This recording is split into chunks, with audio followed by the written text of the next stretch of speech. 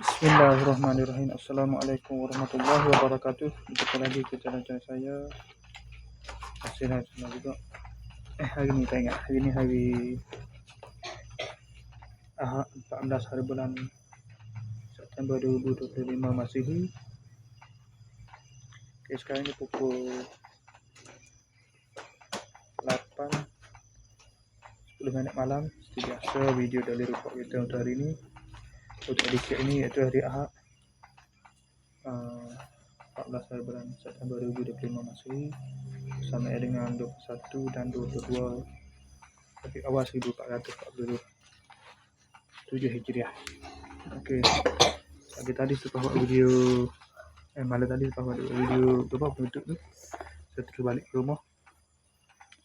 Lepas tu saya tidur awal sikit malam. Gigi tidur awal sikit. Tidur dah pukul berapa? Pukul 12:20 malam. Tengah pagi dah malam. Pagi dah malam betul tak? Engkau berbuah tadi kan? Dan macam ibu marah.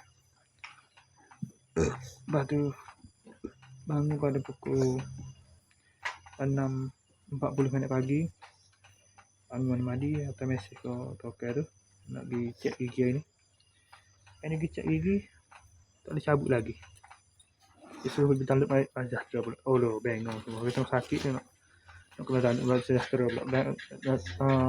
My Sejahtera pula dan lain gila babi.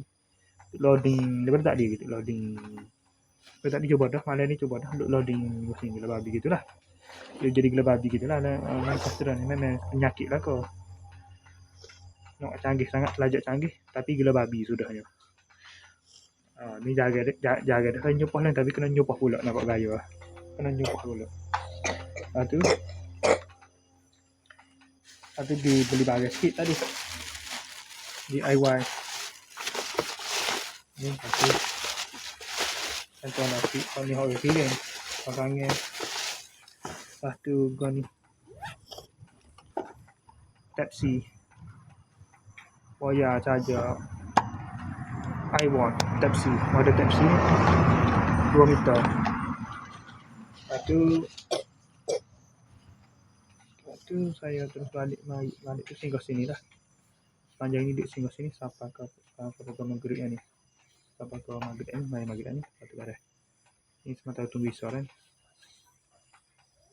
Okay, ada saja untuk sesi video. Tak ada apa-apa pada tu. Untuk sesi video dari report kita hari ni. Assalamualaikum, jumpa lagi. Bye.